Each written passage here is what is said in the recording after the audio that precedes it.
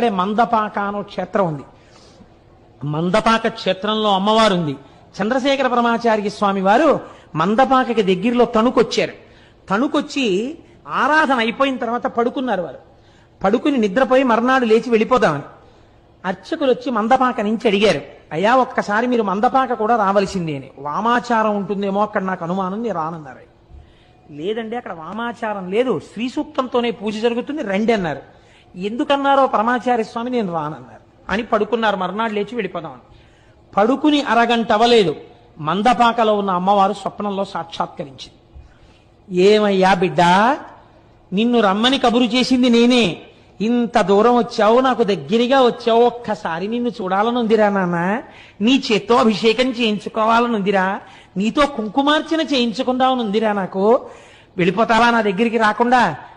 అలా వెళ్ళిపోదాం అనుకుంటున్నావా అంది. అంతే, ఉత్తర క్షణం లేచి స్నానం చేసి నడిచి మందపాక వెళ్ళిపోయారు. తెల్లవారేటప్పటికి పరమాచార్య వెళ్ళిపోయి అమ్మవారికి పూజ చేశారు. మందపాకలో ఏమిటో తెలుసా అండి, మీరు కావాలంటే వెళ్ళి చూడండి, పెద్ద దేవాలయం. ప్రొద్దుటి నుంచి గోత్రనామాలతో పూజలు జరుగుతాయి. మధ్యాహ్నం 12 గంటలకి అమ్మవారి యొక్క శిరస్సు మీద ఒక గిన్నె లాంటిది ఉంటుంది. అది మీరు మామూలుగా ఇలా ఇలా కదిపితే అదేం పడదు, ఇలా ఉంటుంది. దాంట్లో పువ్వులేసి అర్చకులు అత్యంత భక్తి శ్రద్ధలతో వినయ విధేయతలతో చేతులు కట్టుకుని నిలబడి మంత్రపుష్పం చెప్తారు. ఓం జాతవేదసేసు నవామసో మమరాతీయతో నిదహాతి వేదః సనఃపరుషదతి దుర్గాని విశ్వానావేవ సింధుం దురితాత్యగ్ని అని దుర్గా సూక్తంతో మంత్రపుష్పం పూర్తయ్యేసరికి అమ్మవారి మీద ఉన్నటువంటి పూల గిన్నె ఇలా ఒరిగిపోతుంది. ఆ పువ్వులన్నీ అమ్మవారి పాదాల మీద పడిపోతాయి.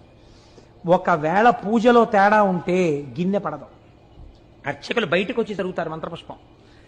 అప్పుడు పూజ మళ్ళీ చేస్తారు, స్నానం చేసి మళ్ళీ పూజ చేసి మళ్ళీ బయటకు వచ్చి మంత్రపుష్పం చదువుతారు.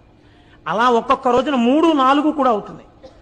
అమ్మవారి మీద ఉన్న గిన్నె ఒరిగిపోయి పువ్వులు పడిపోయిన తర్వాత పూజ పూర్తయినట్టు. అప్పుడు ఇళ్ళకెడతారు అర్చకులు. ఆ అర్చకుల ఇళ్ళకి కూడా